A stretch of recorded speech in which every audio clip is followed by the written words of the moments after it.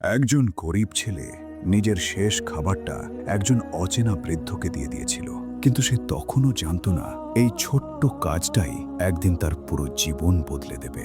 বহুকাল আগের কথা, একটি ছোট গ্রামে বাস করতেন এক গরিব কিন্তু ইমানদার নারী। তার নাম ছিল আমিনা।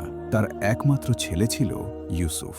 স্বামী মারা যাওয়ার পর আমিনা মানুষের বাড়িতে কাজ করে কোনো মতে ছেলেকে বড় করছিলেন।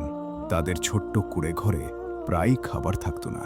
কখনো কখনো মা আর ছেলে শুধু পানি খেয়েই রাত কাটাত। কিন্তু একটি জিনিস কখনো কম ছিল না, আল্লাহর ওপর অটুট বিশ্বাস। প্রতিদিন ফজরের নামাজের পর আমিনা 2 হাত তুলে দোয়া করতেন, হে আল্লাহ, আমার ছেলেটাকে একজন নেক মানুষ বানিয়ে দিও, তুমি ছাড়া আমাদের আর কেউ নেই।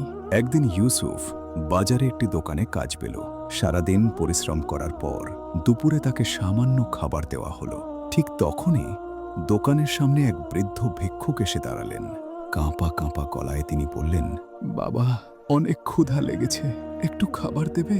দোকানের মালিক রেগে গিয়ে বলল, ওকে, এখান থেকে তাড়িয়ে দাও। ইউসুফ চুপ করে দাঁড়িয়ে রইল। তার সামনে ছিল নিজের একমাত্র খাবার। কিছুক্ষণ দ্বিধা করার পর সে নিজের খাবারটা বৃদ্ধের হাতে তুলে দিল। বৃদ্ধ লোকটি অবাক হয়ে তার দিকে তাকিয়ে রইলেন। তারপর ইউসুফের মাথায় হাত রেখে বললেন, বাবা, আল্লাহ তোমার এই দয়া কখনো ভুলবেন না। কয়েক মাস পরে সেই বৃদ্ধ আবার দোকানে ফিরে এলেন, কিন্তু এবার তিনি একা ছিলেন না। তার সাথে ছিলেন শহরের এক বড় ব্যবসায়ী। বৃদ্ধ লোকটি বললেন, আমি এই ছেলেটির হৃদয় পরীক্ষা করেছিলাম। এমন সৎ আর দয়ালু মানুষ খুব কম দেখা যায়। সেই ব্যবসায়ী ইউসুফকে নিজের প্রতিষ্ঠানে কাজের সুযোগ দিলেন। বছরের পর বছর পরিশ্রম আর সততার মাধ্যমে ইউসুফ একদিন একজন সফল ব্যবসায়ী হয়ে উঠল।